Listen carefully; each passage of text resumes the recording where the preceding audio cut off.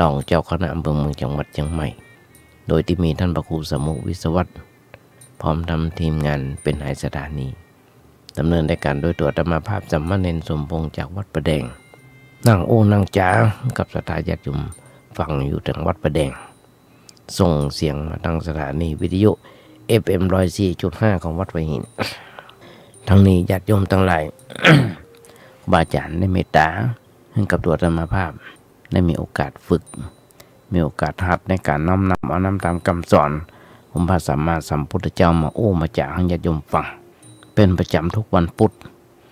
จาก 10 โมงจนถึง 11 โมงมีข้อแม้ถ้าทางวัดไผ่หินบอกมีการถ่ายทอดสดเราก็จะได้พบปะกัน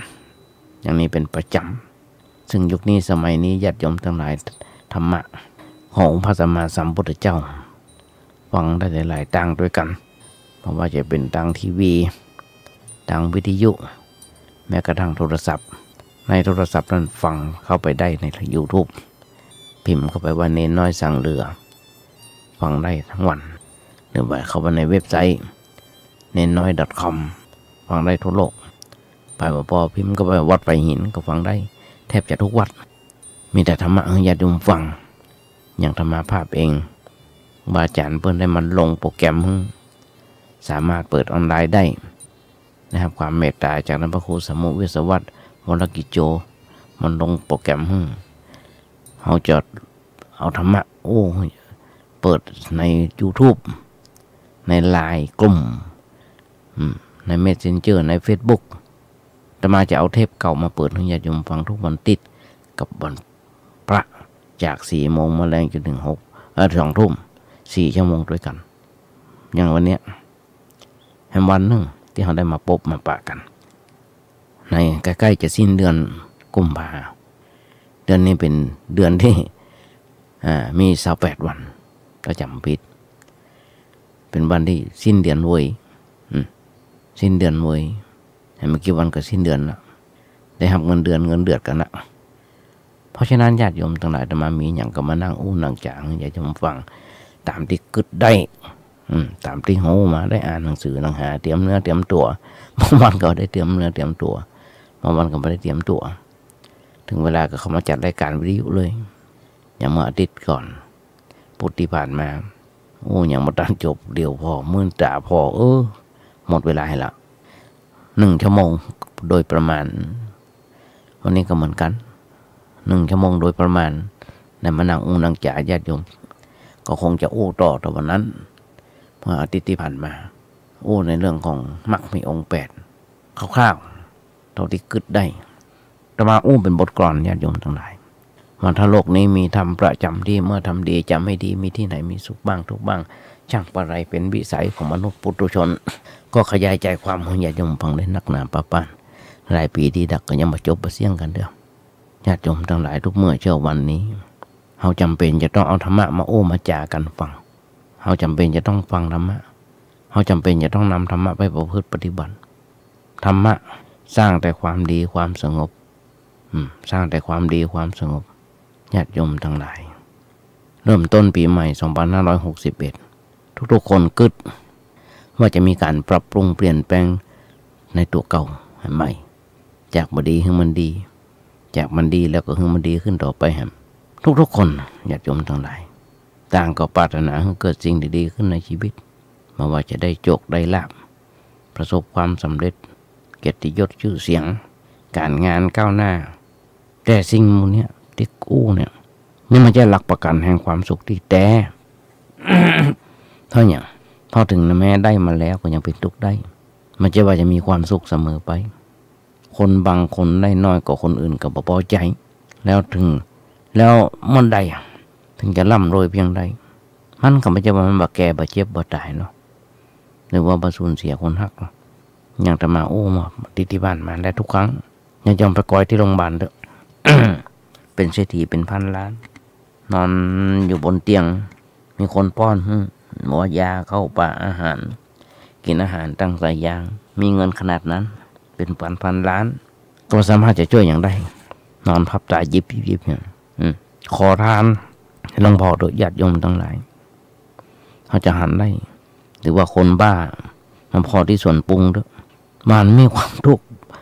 มันเจ็บมันป่วยอย่างขอทานคนผีบ้าเนี่ยที่เป็นผีบ้ามันเจ็บมันป่วยอย่างนั้นน้องเกิดกะนึกว่ามันจะบอกว่าเมื่อยเนอะเจ็บหัวเนอะเจ็บแข้งเจ็บแอวเนอะมันเป็นมีความสุขของเพิ่นนี่อย่างหนึ่งถามแต่ว่าแล้วความสุขที่แท้มันจะขึ้นอยู่กับอย่างพระพุทธเจ้าบอกอยู่กับที่การวางใจอย่างถูกต้องหลวงปู่หลวงพ่อมันว่าถ้าวางใจเป็นว่าใครจะได้นักกว่าเฮาก็ยังมีความสุขทำไมก็เพราะเฮาพอใจในสิ่งที่มียินดีในสิ่งที่ได้เนี่ยแม้จะประสบความผันผวนพ้นแปรในชีวิตอย่างใดก็วันไหวใจเป็นปกติเพราะหูดีว่านั่นมันเป็นธรรมดาของชีวิตใจที่พอเป็นและหันตรงคือรับประกันแห่งความสุขที่แท้เฮาบ่สามารถจะบงการให้มีสิ่งดีๆเกิดขึ้นในชีวิตของเฮาได้อยู่ตลอดเวลารวมทั้ง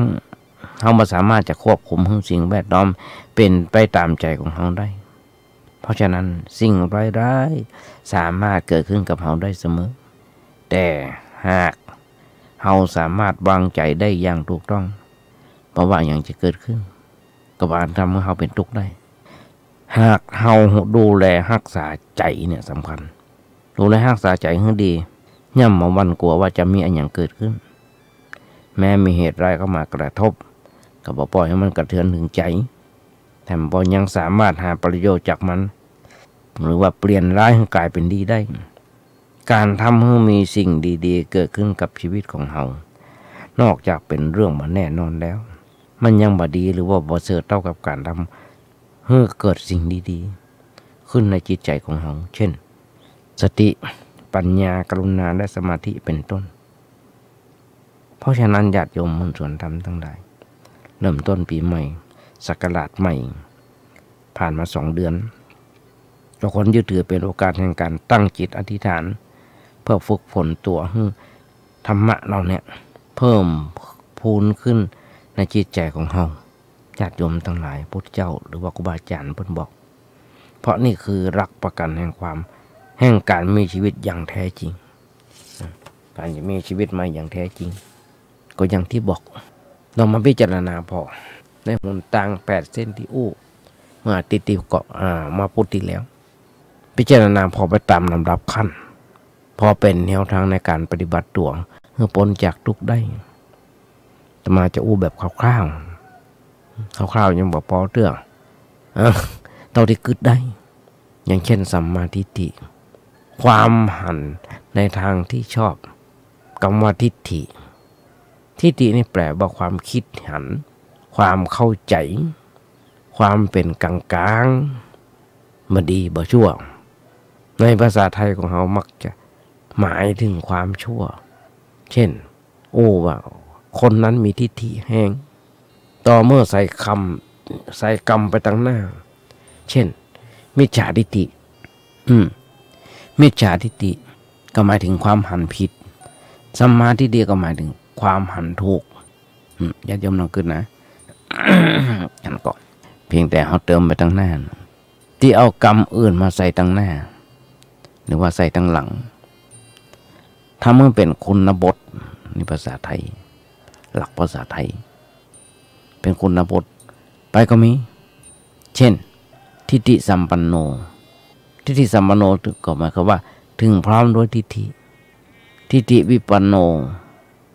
วิบัติโดยเป็นทิฏฐิที่ญาติโยมทั้งหลายมุ่งถึงสัมมาทิฏฐิอันเป็นแนวทางประกอบ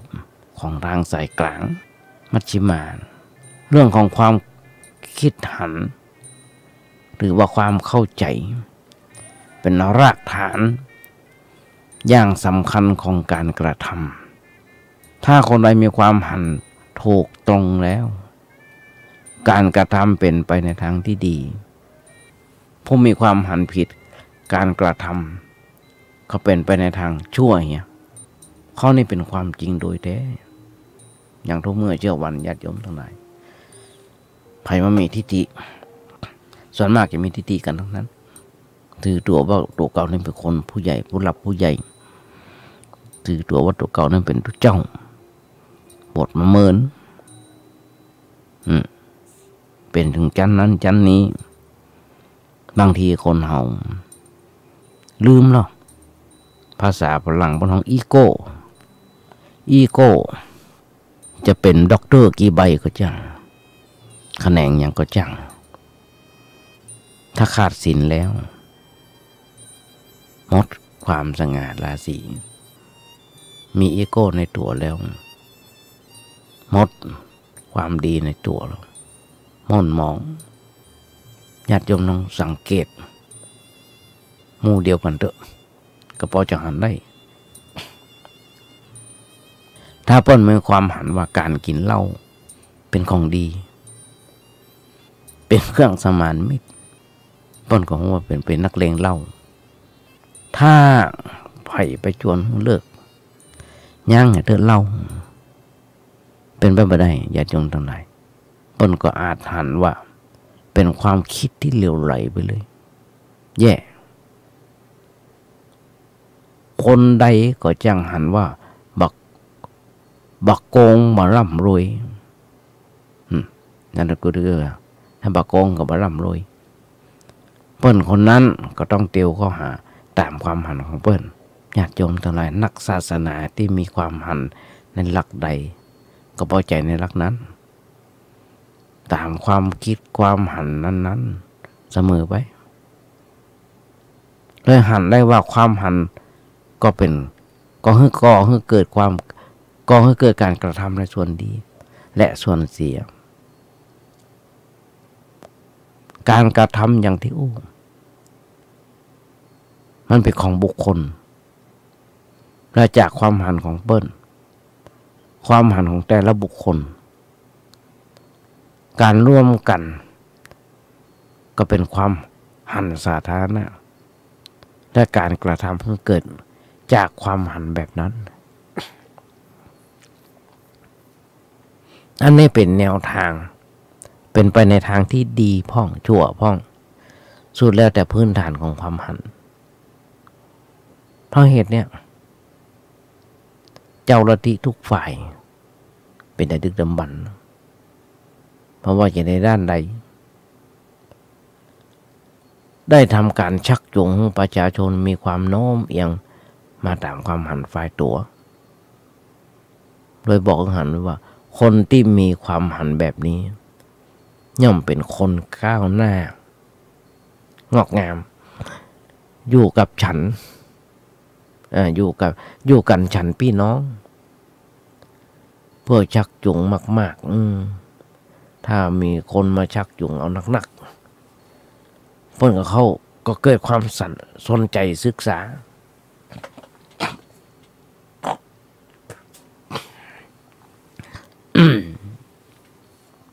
สนใจศึกษาหันว่าดีก็หับไว้อันการชักจูงนั้นญาติโยมทั้งหลายเปิ้นอาจทำของดำเพื่อเป็นของขาวเพื่อเป็นของดำเพื่ออย่างเพื่อยั่วใจให้คนฟังอย่างที่เป็นข่าวคราวอยู่ทุกเมื่อเช้าวันที่ญาติโยมฟังพอได้หันได้ แต่มาก็ขอย้ำว่าเปิ้นเป็นคนที่ได้บรรลุธรรมคำว่าบรรลุธรรม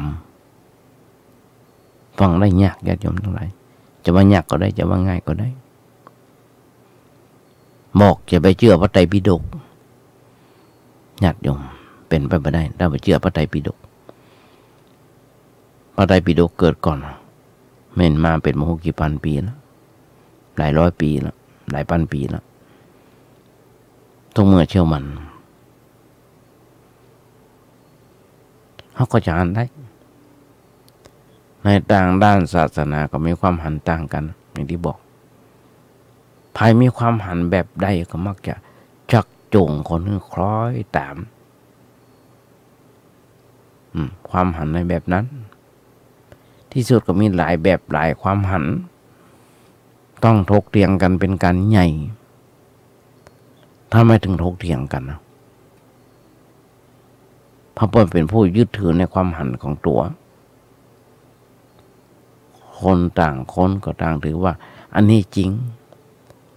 อันอื่นฮะบะจิบะแตะไม่ใช่เมื่อมายอมกันเถียงกันการยึดมั่นในความหันเป็นกิเลสแบบนึงเปิ้นห้องมาทิฏฐาประธานการยึดมั่นในความหันการยึดถืออย่างนี้มันเป็นทุกข์มันเป็นทุกข์เหมือนกันทุกข์เพราะคิดว่าคนอื่นมาหันเหมือนตัวทุกวันหน้าอินโดเปิ้นที่เป็นคนหันผิดแต่เจ้าตัวเองบอกว่าตัวเก่านั่นแหละก็เป็นคนเจ้าทิฏฐิหันอันอย่างผิดอยู่เหมือนกันหันอันอย่างผิดอยู่เหมือนกันญาติโยมทั้งหลายถ้ามาเป็นเนนน้อยอยู่วัดเฝ้าโบสถ์เรื่องอิเล็กทรอนิกส์เทคโนโลยีมาจ้าต้องอ่อนเกิดแต่ว่ามันซื้อนี่มาสอน10 ปี20 ปีนี่มาสอนเฮาเพราะอย่างเพราะเราอ่อนมันเหียนมามันหัดมามันโหเว้ยเฮานะพอเถอะทำเถอะตัวมาจ้าแต่มาซื้อโทรศัพท์มาเครื่องนึงปีนี้เป็นปีที่4ที่5แล้วก็ยังเล่นยังใจยังหมดเรื่อง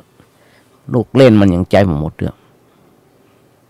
แม้กระทั่งโปรแกรมอย่างต่างๆที่อาจารย์ท่านพระครูวิสุวัตรมันลงเปิ้นสอนซ้ำๆแล้วซ้ำแหมถามเปิ้นซ้ำแล้วซ้ำแหมทุกวันนี่จะต้องรบกวนเปิ้นอยู่เลยอาจารย์เขาทำนี่กรรมนี่กรรมเด้อจ้างเพราะว่าได้เหียนมาเปิ้นเหียนมาลืมไปหมดละที่เหียนมาถึงได้เหียนมาก็ลืมหมดละเพราะบ่ได้ใจธรรมดาญาติโยมทั้งหลายกรรมโบราณเพิ่นบอกว่าอย่างก่อนเนี่ยของมากินมันหูเน่าของมาเล่ามันหูลืมกรรมว่าทิฏฐิญาติโยมทั้งหลายสมัยหนึ่งมีพราหมณ์มาถามพระพุทธเจ้าว่าพระองค์มีทิฏฐิอย่างใดพระพุทธเจ้าตอบว่าตถาคตบ่มีทิฏฐิเพราะบ่ยึดมั่นในอันอย่างทั้งนั้นพระพุทธเจ้าใจความโง่ความหันในทางเดินเหมือนคนใจแพข้ามฟากใจเรือข้ามฟากพระพุทธเจ้าไม่ได้ติดในเรือนั้นมาโอ้ถึงพระพุทธเจ้าบอกโอ้มาตอบอย่างนั้นทิฏฐิหรือว่าความหันผิดมีอิทธิพลเหนือใจตัวเหนือสังคมอยู่นักเลยเป็นการจำเป็นที่จะต้องโอ้หรือว่ามอบความหันในทางที่ชอบไว้กับเพิ่นแต่ตั้งแต่ใจของตัวยังว่าอยู่ยังไม่ได้ทำอันอย่างมันว่างอยู่พระองค์ไว้ว่าเป็นลัทธิของตัวอย่างที่เป็นข่าวการทำงานอย่างนี้เป็นงานของผู้นำในครอบครัวที่ให้การศึกษาแก่ละอ่อนและตัวเก่าอย่างถูกต้องเพื่อให้เปิ้นรับไว้เฉพาะแต่สิ่งที่ถูกต้องอย่างเดียวเพราะว่าในด้านศาสนาการเมืองด้านศาสนาก็ว่าการเมืองก็ลัทธิเศรษฐกิจงานอย่างนี้เป็นงานที่ต้องทำอย่างรีบด่วนจ้าบ่ได้จ้าไว้บ่ได้เพราะอย่างเพราะเรื่องของใจคนเป็นเรื่องที่จ้านาดีเดียวก็เสียหายก็เลยต้องพร้อมกันความหันถูกแก่เปิ้นเขาจะหันได้ใน สงครามโลกที่เป็นประวัติศาสตร์ครั้งที่ 2อาตมาได้พอข่าวของคนสุภาพคลี่กระจายหรือว่าคุณสุทธิชัยยุ่นเปิ้นบอกว่าฮิตเลอร์ประมุขของประเทศเยอรมันเปิ้นได้ชักจูงใจประชาชนชาวเยอรมันเพื่อเกิดความเชื่อว่าประชาชนเยอรมันตอนที่เป็นอารยธรรมเป็นอารยันเป็นผู้ทรงพรจะได้ของโลกนักรบเยอรมัน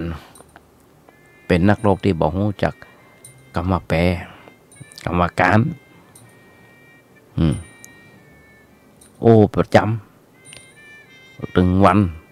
ในวิทยุกระจายเสียงในหนังสือพิมพ์ในบทละครในการสอนในโรงเรียนตลอดถึงในครอบครัวจนกระทั่งประเดี๋ยวนี้หนังที่เพิ่นมาเล่นกันมาแสดงกันเฮียคุลิตกันอย่างก็เป็นนั่นนี้กันเขาจะหันได้เปรียบเทียบ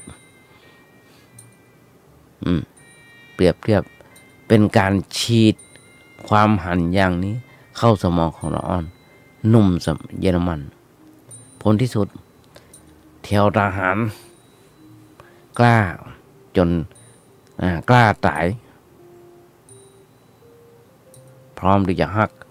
เยอรมันทั้งชาติให้เข้าสู่สงครามนั่นแหละฮับความแหลกลานไปหมดความหันที่โอ้ในสมัยผู้มีอำนาจก็ยังคงถูกอยู่แต่บ่ใช่ถูกโดยธรรมถูกตามความหันของเปิ้นตอนความถูกแบบนี้เป็นความถูกที่กลับกลายได้เป็นความถูกที่บ่ถูกแท้จริงความหันที่บ่ใช่เป็นความจริงแท้ขั้นเด็ดขาดซึ่งห้องว่าอัตติมติอันติมติแล้วยังมีการกลับกลายได้เสมอเปลี่ยนแปลงได้เสมอคืออย่างคนโบราณสมัยแต่ก่อน เพิ่นบอกว่าโลกนี้แบน โลกนี้แบนดวงตะวันเป็นเทวดาจักรรถจักรล้อเกวียนเทียมม้าล้อม้าส่องแสงสว่างกับโลกอย่างเพลินมมแดงเพิ่นมาโอ้เอาเพลงมาห้องแต่งเพลงมานะแต่งเพลงมาห้องมาเจ้ามากระจักดวงอาทิตย์จากตะวันออกขึ้นจนถึงตะวันตกแล้วก็จากพระจันทร์ขึ้นแหมจากพระจันทร์ขึ้นแหมจากตะวันตกจนถึงตะวันออกครับนะแล้วก็ว่างก็เอาดาวไปห้อยแหมนะที่เปิดมุมแดนเปิ้นโอ้น่ะยังเมื่อโมหาว่าเอาโลกแบนโลกกลมโลกมนนั่นน่ะบางคนก็ว่าเอาดวงตะวันเป็นเทวดาจะเอาจักรมาเทียมส่องแสงสว่างกับโลกแต่ต่อมาญาติโยมทั้งหลายความหันในการเปิ้นโอ้กันใหม่ว่าโลกมนโลกนี้มันมนโลกเดินหมุนรอบตัวเก่าและหมุนรอบดวงอาทิตย์เป็นไฟดวงใหญ่เวลาเนี่ยจะอะไรโลกเขามีความเข้าใจกันแบบนั้นแต่ความหันแบบเนี้ยก็ไม่ได้เป็นไปเพื่อความพ้นทุกข์อย่างแท้จริง เป็นความหันด้านโลกตอนเป็นความหันที่ควรจะเอามาเถียงกันไหมในฐานะที่เราญาติโยมทั้งหลายเป็นเจ้าพุทธ เอาเรามาศึกษาความหันตามหลักพุทธธรรมเป็นความหันที่เที่ยงแท้เป็นความหันที่พิสูจน์ได้ด้วยหัวใจของตัวได้เป็นความจริงที่บ่เคยเปลี่ยนแปลงถึงแม้สิ่งถึงมดถึงมวลในโลกเปลี่ยนไปความจริงหาได้เปลี่ยนไปไม่ก่อนที่เราจะเข้าถึงความหันที่ถูกต้องจริงแท้ของพระพุทธเจ้าเราลองมาพิจารณาตรงพอเนาะถึงความหันของคนในยุคของพระพุทธเจ้าสักน้อยหนึ่งว่าคนในยุคก่อนสมัยตั้งแต่พระพุทธเจ้าบังเกิดเล็กน้อย ก่อนพระพุทธเจ้าเกิดน้อยหนึ่งหรือว่าเมินไปนักจนกระทั่งถึงเวลาพระพุทธเจ้าแล้วเขามีความคิดหันต่างกันเป็นอย่างมากเลยทีเดียวในเรื่องเกี่ยวกับการเกิดการตายการได้รับความสุขความทุกข์ตลอดจนถึงเรื่องโลกที่เราอาศัยอยู่เนี่ยมันมีความเชื่อกันแปลกๆหมายว่านะตามความคิดหันของเปิ้ลและปฏิบัติตามความคิดหันของเปิ้ลประการแรกในเรื่องเกี่ยวกับโลกและชีวิตเปิ้ลถือว่าโลกนี้มีผู้สร้างมีผู้รักษา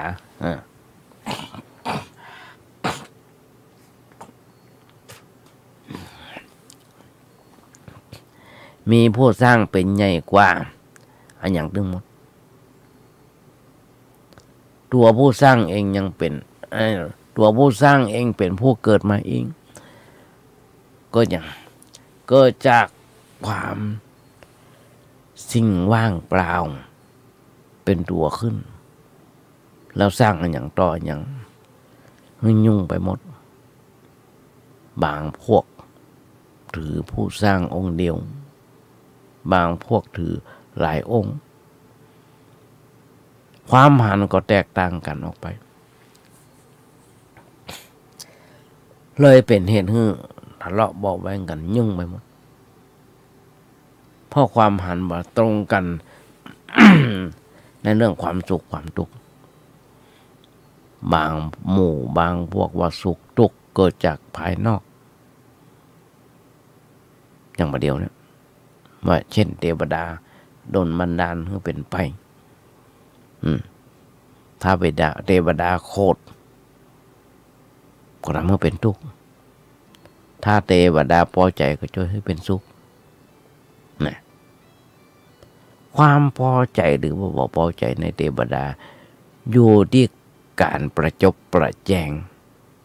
ประจบสอพอกราบไหว้มาเพียงพอหรือว่าบ่เพียงพอหรือบ่เพียงพอบอกก็ว่าพอเอากันง่ายๆเพราะฉะนั้นเปิ้ลถึงเลยมีการบูชาเทวดาเป็นการใหญ่แม้กระทั่งฆ่าสัตว์ตัดชีวิตฆ่าคนบูชาเทวดาเป็นการกระทำที่อยากให้ความสุขอยากได้ความสุขแต่ให้คนอื่นแต่ให้ผู้อื่นอย่างเช่นสัตว์เป็นทุกข์หรือว่าการกระทำที่ดีหรือไม่มันเป็นการกระทำที่ดีหรือไม่ลองคิดพอแล้วก็จะพอหัน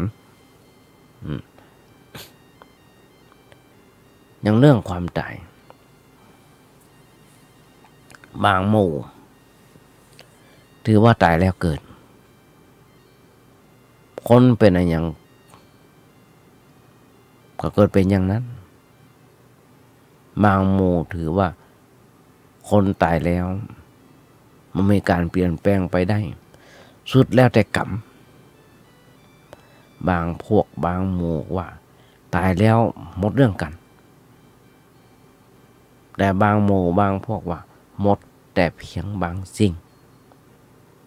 บางสิ่งยังคงเหลืออยู่บางพวกว่าร่างกายกับวิญญาณอันเดียวกันบางพวกว่าคนละอันการปฏิบัติเลยแตกต่างกันตามความหันของตัว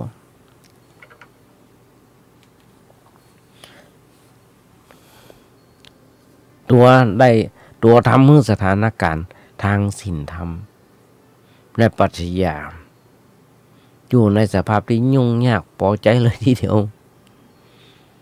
แม้แต่ในสมัยนี้ซากความหันต่างๆยังมีอยู่เขาจะหันจากการปฏิบัติของโยคีประเทศอินเดียเป็นไปในทางแปลกๆบางหมู่บางพวกมานุ่งผ้าเลยนุ่งร่มห่มฟ้าขี่เปลือยกันอย่างการในห้องกันถ้ามาได้พอในสารคดีบางคนนอนกลางดินกินกลางทรายบางคนนะมานุ่งผ้าเลยบางหมู่นอนกลางดินเหมือนกษัตริย์ที่ราชานบางหมู่ก็กินอาหารอย่างสกปรกพอแล้วเป็นสภาพที่น่าทุเรศน่าสังเวชก็โดยเข้าใจว่าถ้าว่าจะเป็นต่างพ้นทุกข์ได้สมความมุ่งมา่ปรารถนา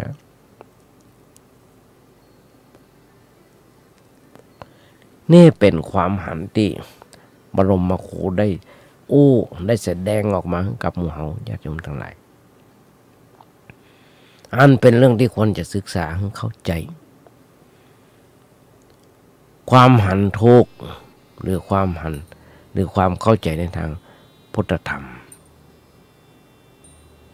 โดยเป็นเรื่องที่พอหันได้ด้วยการตรึกตรองตามความเป็นจริงตามความหันทุกข์หรือความเข้าใจถูกในทางพุทธธรรมเป็นความเข้าใจที่ควรจะศึกษาเพื่อทำตัวให้พ้นจากทุกข์แต่ก่อนที่จะศึกษาความหันทุกข์มันเป็นชั้นยอดเนี่ยเขาลองไต่ ถามตามความจริงตามความหันขั้นง่ายๆก่อนว่าเป็นความหันที่ควรทำความเข้าใจในเบื้องต้นเป็นการเตรียมตัวเพื่อความหันชอบขั้นสูงต่อไปก็เลยได้นำความหันขั้นต่ำมาพิจารณาเป็นข้อหันหลักธรรมพระเจ้าบอกกัลยาณีกัลยาณังปาปะลีปาปะกาลีจะปาปะกังกัลยาณีกัลยาณังปาปะกาลีจะปาปะกังทำดีได้ดีทำชั่วได้ชั่วญาติโยมทั้งหลาย8 กรรมที่แปลงญาติโยมบอกนะว่าทำดีได้ดีทำชั่วได้ชั่วเนี่ยเป็นคำพูดที่มันมีความหมายซึ่งอมความจริงไม่นักเป็นกรรมที่เราควรจะศึกษาและสนใจแต่กรรมทำดีได้ดีทำชั่วได้ชั่วเนี่ยถ้าเป็นท่านอาจารย์มหาสง่าหรือพระครูธีระสุตตพจน์ปนโอนี่3 วันยังไม่จบเลยหรือว่าอาจารย์ท่านพระครูเจ้าวาดท่านพระครูโคสิทธิ์นี่นะ3 วันยังไม่จบเลยซึ่งเป็นกรรมที่ถ้าเราเข้าใจได้ทำตามแล้วก็นำความสุขความเจริญมาถ้าบอกเข้าใจบ่ทำบอกเข้าใจบ่ทำตามที่นำความสุขมาได้นะเหมือนกันเลยเป็นเรื่องที่เจ้าพุทธคนทำความเข้าใจกันเนี่ยก่อนเป็นขั้นต้นว่าทำดีได้ดีทำชั่วได้ชั่วเป็นคำสอนที่มีทั้งเหตุผลมีทั้งเหตุและผลเนี่ยตัวมันชัดเจนทำดีก็เป็นเหตุ ทำดีก็เป็นผลทำชั่วก็เป็นเหตุทำชั่วก็เป็นผลการกระทำก่อให้เกิดผลแก่ผู้กระทำมาอย่างเงี้ยหลักเนี่ยเป็นหลักใหญ่ป้นห้องกันมาเป็นหลักกระทำเป็นหลักกรรมก็มาย้อนเพราะว่ากรรมละคำว่ากรรมละกรรมก็แปลว่าการกระทำเป็นไปได้ทั้งเหตุและผลเมื่อมีการกระทำผลของการกระทำก็เกิดแก่ผู้กระทำและส่งผลกว้างออกไปถึงคนอื่นด้วยอย่างพระบาทสมเด็จพระเจ้าอยู่หัวของเราได้สร้างโครงการไว้ 4,000 กว่าอย่างทำแค่อย่าง2 อย่างก็มีความสุขบานหวั่นใจนะเหมือนการที่เราเอาก้อนหินจมลงไปในน้ำด้วยแรงดันของก้อนหินที่ทำให้น้ำมันกระเพื่อมปุ้นไปรำคาญป่าในน้ำมันทำให้ป่ามันรำคาญบางทีทำให้ตะลิงพังเกิดความเสียหายผลเกิดทยอยกันไปตามลำดับ ญาติโยมเราเกิดอย่างลมพัดตมาก็อยู่เมืองชนอยู่ติดทะเลก็หันได้ว่าเวลาคลื่นมันกระทบฝั่งมีพายุมาอย่างมาต่างๆทำให้หิมฝั่งทะเลเสียหายขยายเอานะเพราะฉะนั้นในภาษาไทยในภาษาสมัยใหม่ว่าปฏิกิริยาและปฏิกิริยากิริยาและปฏิกิริยากิริยาคือการกระทำปฏิกิริยาหมายถึงการกระทำตอบอันเป็นตัวผลเช่นเอาฝ่ามือเขาเนี่ยทั้งสองนั้นมาตบกันมันเป็นกิริยาเสียงมันจะดังปับเช็บถึงฝ่ามือหนวกหูคนฟังด้วยหนวกหูคนอยู่ที่ใกล้ๆของด้วยซึ่งเป็นปฏิกิริยาที่เกิดขึ้นตามลำดับโอ้กันง่ายๆทุกสิ่งทุกอย่างในโลกนี้ญาติโยมเป็นอยู่ในอำนาจของกรรมทั้งนั้นอาหารอ่านว่าอาการหมุนของโลกการเดินของดวงดาวการเดินของดวงอาทิตย์ก็เป็นเหตุให้เกิดการเปลี่ยนแปลงในทางดินฟ้าอากาศยังมาเดียวเนี่ยความจริงมันจะน่าเข้ายังมาเข้าฮ้อนเดี๋ยวก็เริ่มฮ้อนละบ่ายมาฮ้อนละใกล้แจ้งมันหนาวที่วัดประแดงเนอะต้นไม้ต้นตอกใบไม้ล่นกำลังเปลี่ยนพัดใบแล้วใบไม้ล่นเราเริ่มเปลี่ยนแปลงผลิดอกออกผลละมาเดี๋ยวนี้ดอกเอื้องแต่ละอย่างแต่ละต้นที่กุฏิที่ตามต้นไม้เริ่มบานท่านก็เป็นการเปลี่ยนแปลงในทางดินฟ้าอากาศก็ให้เกิดมีการออกดอกออกผลของต้นไม้คนได้เก็บมากินมาใจหล่อเลี้ยงร่างกายทำให้เกิดความสุขความสบายเมื่อได้รับเอาแต่พอดีพอควรเกิดเป็นโทษเพราะรับเอาเกินพอดีนั่นยังก็จังที่เรากินมันเกินเหตุเกินผล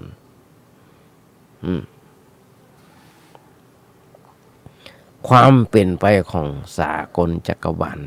ถึงหมดอยู่ในอำนาจของกรรมมันจะพ้นจากกฎนี้ไปบ่ได้เป็นอันขาดบ่มีสิ่งใดที่จะเกิดขึ้นและเป็นอยู่โดย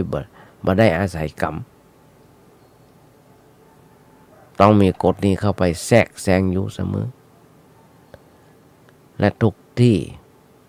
แต่ที่ทุกอย่างดำเนินไปด้วยเป็นปกติก็เพราะยังมีกรรมของมันอยู่ถ้าหากหมดกรรมลงไปเมื่อใดก็แตกสลายแต่การสลายตัวของสิ่งหนึ่งทำให้เกิดสิ่งอื่นต่อไปแฮมเช่นต้นไม้ต้นหนึ่งตายมันก็กลายเป็นหลัวเป็นหลัวเป็นสปะคนเฮาเอาไม้เป็นต้นไปทำสปะแปลงบ้านแปลงเฮือนทำอย่างต่างๆถ้าวัตถุที่ถูกทำนั้นตายหรือพังผุกร่อนต่อไปก็กลายเป็นปุ๋ยอย่างที่กุฏิวัดประแดงเนี่ยญาติโยมที่วัดประแดงก็แล้วกันใบไม้ที่มันล่น วัดประแดงเพิ่นมาเผาเพิ่นเอากล่องไว้ตามเก้าไม้เป็นปุ๋ยกองเกิดเป็นอาหารเนาะกับหญ้ากับต้นไม้ต่อไปวัตถุตึงมวลญาติโยมทั้งหลายในโลกเลยไม่ได้หายไปจากโลกมันหมุนเวียนเป็นสังสารวัฏวนไปมาอยู่เสมอเป็นเรื่องประจบแต่เป็นวงกลมที่บ่มีการตั้งต้นและบ่มีที่สิ้นสุดเป็นแต่อาศัยเกิดขึ้นตั้งอยู่ดับไปเกิดขึ้นตั้งอยู่ดับไปแล้วก็เกิดขึ้นแฮมเป็นวงเวียนตลอดสายนั่นเป็นเลยห้องกันว่าเป็นไปตามอำนาจของกรรมตมาเป็นประจำว่ากรรมมุนาวัตตติโลโกโลกหมุนไปตามกฎของกรรม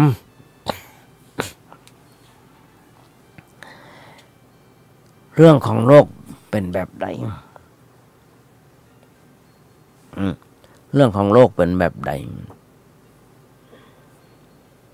เรื่องของชีวิตก็เป็นแบบนั้นที่จริงชีวิตของเฮาก็เป็นโลกเหมือนกันให้ญาติโยมแต่ละมาเกิดพอเล่นๆเปิ้นฮ้องว่าสัตว์โลกคือหมู่สัตว์โลกถึงหมดถึงมันเกิดดับไปตามอำนาจของกรรม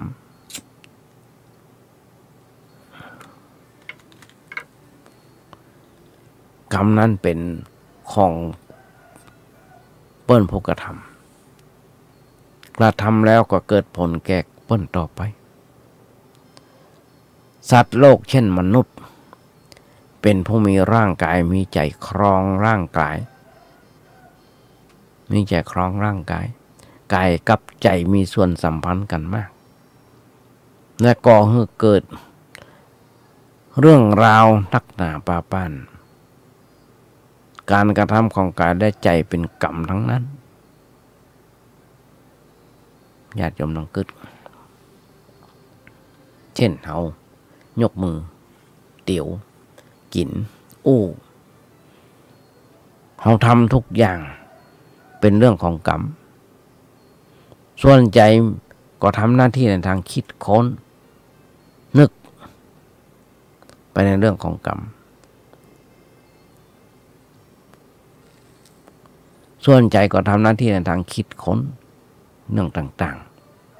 ๆการกระทำของกายโดยบ่มีการบังคับจากใจยังมาจำกัดเป็นกรรมเดียวที่จะก่อให้เกิดผลแก่ผู้กระทำในทางเป็นบุญเป็นบาปห้องตามภาษาธรรมะพ้นห้องว่ามันมีเจตนา อย่างพระพุทธเจ้าพูดว่าเจตนาหังภิกขเวกัมมังวัฏฐามิเจตนาหังภิกขเวกัมมังวัฏฐามิดูก่อนภิกษุทั้งหลายเฮาแล้วว่าเจตนาว่าเป็นตัวกรรมเจตนาเป็นความจงใจความตั้งใจที่จะกระทำเช่นการทำให้สัตว์ตายตบยุงกะฆ่าสัตว์ตัดชีวิตกะถ้าเฮาเดินไปเนี่ยบ่ได้หันว่ามีสัตว์เล็กสัตว์น้อยอยู่บนพื้นดินหย่ำมันตาย การกระทำแบบนั้นบ่ได้ก่อให้เป็นบาปในทางใจอันที่จะเป็นบาปก็คือว่าโอ้ไก่ตัวนี้น่าต้มขนาดเลยเนี่ยแล้วก็เอามาต้มฆ่าบนเอามาต้มกินนั่นคือบาปเพียงแค่ว่าเฮาคิดว่าไก่ตัวนี้น่าต้มก็เป็นบาปทางใจนะแต่ตัวสัตว์ตัวนั้นยังต้องตายโดยแบบได้อันยังเป็นการตายเสียไม่ได้เพราะผลของกรรมของมันที่เดินมาสัตว์ที่อยู่ต่ำพื้นดินตื้นหญ้าที่เอาไปย่ำมันเป็นกรรมของมันเอาหมูเอาหมานมันวางทางเพราะฉะนั้นเลยอู้ได้ว่าผลของกรรมเป็นไปได้ในด้านวัตถุอย่างหนึ่งเป็นไปในด้านจิตใจหรือว่านามอย่างหนึ่งผลกรรมที่เกิดเพราะผลทางด้านวัตถุมาจัดเป็นบุญเป็นบาปเรื่องบุญเรื่องบาปเป็นเรื่องทางด้านจิตใจโดยเฉพาะส่วนกรรมที่มีเข้ามาประกอบก็จัดเป็นบุญเป็นบาปได้บุญได้บุญบาปก่อให้ชีวิตของผู้กระทำหมุนเวียนไปสู่ความสุขพ้องทุกข์พ้องสุดแต่อย่างไหนมันเกิดขึ้นอย่างที่ทำดีได้ดีทำชั่วได้ชั่วนั่นเองเอากันง่ายๆถ้าเรากินญาติโยมทั้งหลายกินพอประมาณเราก็อิ่มแค่นั้นเองแต่ถ้ากินนักเกินไปมันก็กัดมันก็กัดนี่กินสิ่งดีๆเขากินสิ่งที่บดีอย่างเช่นกินเหล้ายาป่าปิ้งกินเหล้าเขากินแต่พอดีกับเขาสังคมได้แต่กินนักแล้วมันทำให้เดือดร้อน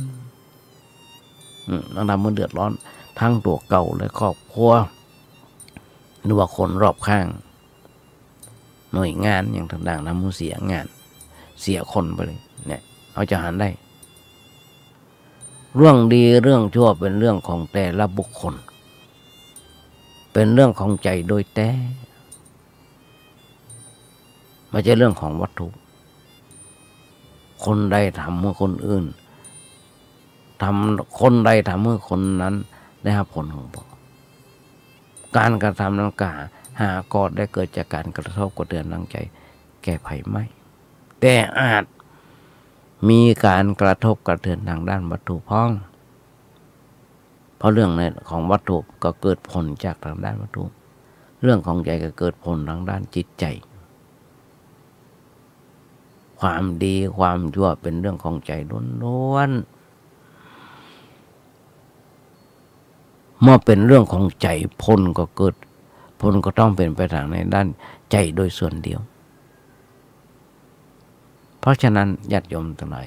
เจ้าว่าทำดีได้ดีทำชั่วได้ชั่วเลยเป็นความจริงแท้บ่เปลี่ยนแปลงญาติโยมนั่นก็คือว่าเฮากินเหล้าอยู่นั่งอยู่ในบ้านเดี๋ยวนั้นสันเราก็นึกว่ามันมีปัญหาแล้วแต่ถ้าเลยเที่ยงคืนไปนะตี 1 ตี 2ยังมันย่างกันยังฮ้อนนำทำเพลงกันอยู่เดือดนั้นสันเราก็เต็มบ้านเต็มจองก็สามารถติดคุกติดตารางเสียเงินเสียทองได้ถ้าเปื่อนข้างบ้านเพิ่นแจ้งความไปที่สถานีตำรวจเพิ่นก็มาจับมายับได้มาปรับได้นั่นก็นี่คือการกระทำชั่วมันอยู่ที่ใจล้วนๆเข้าใจกันให้มันน้อยนึง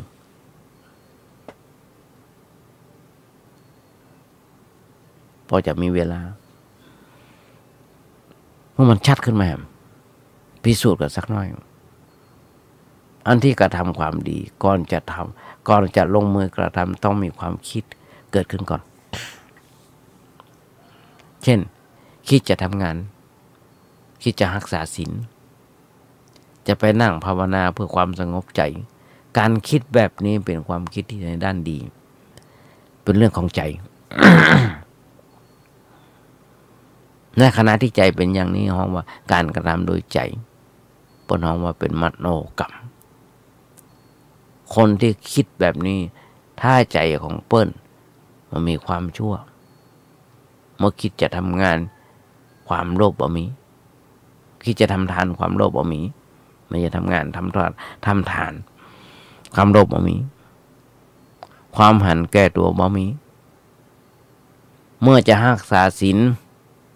ความเกลียดชังบ่มีความพยาบาทบ่มีความคิดจะฆ่าจะลักจะประพฤติผิดในกรรมบ่มีหรือว่าจะอู้จาจุเปิ้นหลอกเปิ้นบ่มีมันมีภัยอยู่ในใจของเปิ้นเริ่มให้ความดีแล้วเริ่มได้ความดีแล้วเนี่ยนี่เป็นแค่ศีล 5 ข้อนะมันก็เอาตามโกมให้แสงสว่างหรือว่าตามเตียนให้แสงสว่างพอไม่ขีดไม่ขีดไปก็ได้เกิดความแสงสว่างขึ้นมาน้อยหนึ่งแล้วหรอกพอตามโกมตามตะเกียงตามเตียนแสงสว่างก็นักขึ้นในเรื่องการกระทำความดีก็เหมือนกันพอกึดได้แล้วหรอ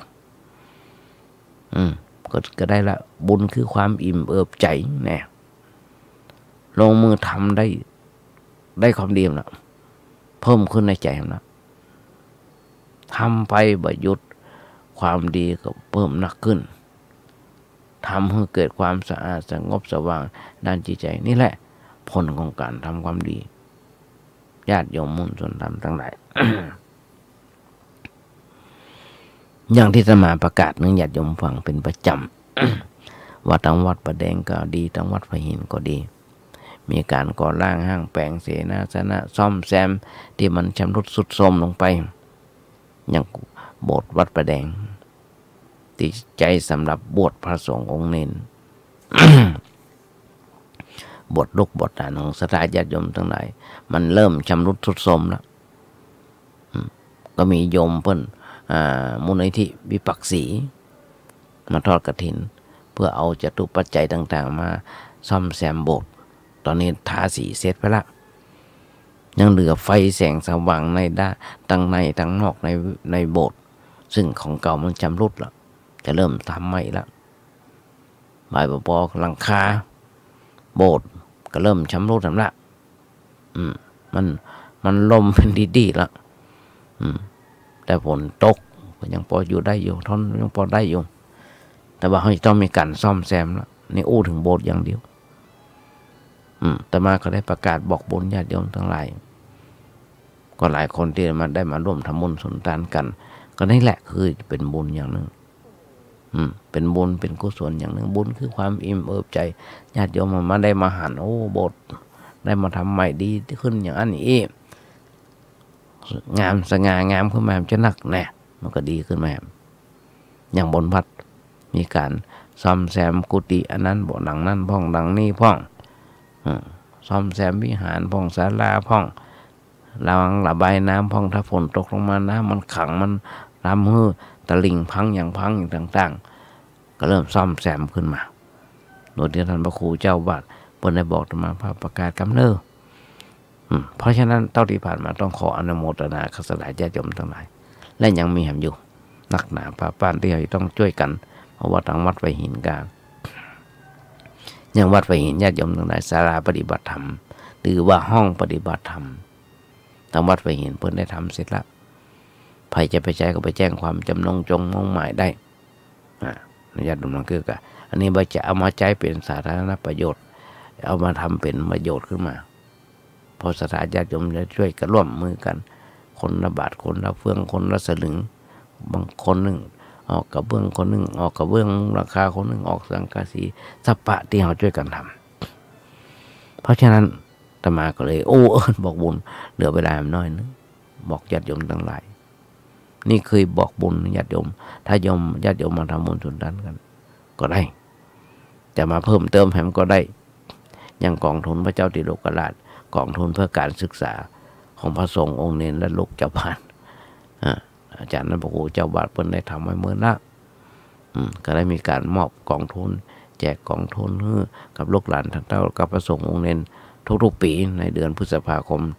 หรือวันกตัญญูของท่านพระครูเจ้าวัดเป็นประจำเพราะฉะนั้นญาติโยมทั้งหลายก่อนที่จะนำรายการนี้จากญาติโยมไปต้องขออนุโมทนาขอบคุณในน้ำจิตน้ำใจเดี๋ยวพอเวลาหมดแล้วต้องขอบคุณในน้ำจิตน้ำใจที่ศรัทธาญาติโยมทั้งหลายฟังกันมาโดยเฉพาะท่านพระครูท่านพระครูสมุวิศวัตรวรกิจโจในสถานีได้เอื้อเฟื้อธรรมภาพได้ฝึกได้หัดเท่าที่ผ่านมาจนถึงเนี่ยต่อไปเอาละญาติโยมทั้งหลายใกล้จะเพลแล้วต้องขอนำรายการเสียงนำจากในน้อยสังเหลือจากวัดประแดงนี้จากไปก่อนท้ายรายการวันนี้ก็ขอหวังใจเป็นอย่างยิ่งว่าญาติโยมคนใดอันยังมานักก็น้อยได้อันยังมานักก็น้อยต้องขออำนวยพรสดายญาติโยมทั้งหลายทุกท่านโดยเฉพาะผู้ที่ครบรอบวันเกิดในวันนี้ขอให้มีความสุขมีความเจริญคิดสิ่งหนึ่งสิ่งใดสมความมุ่งมั่นปรารถนาขอให้ญาติโยมอย่าเจ็บอย่าไข้กันเลยขอเจริญพร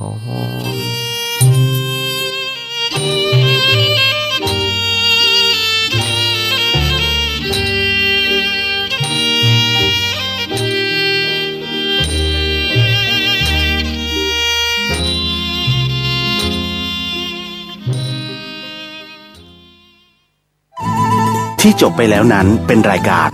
เสียงธรรมจากสามเณรดำเนินรายการโดยสามเณรสมพงษ์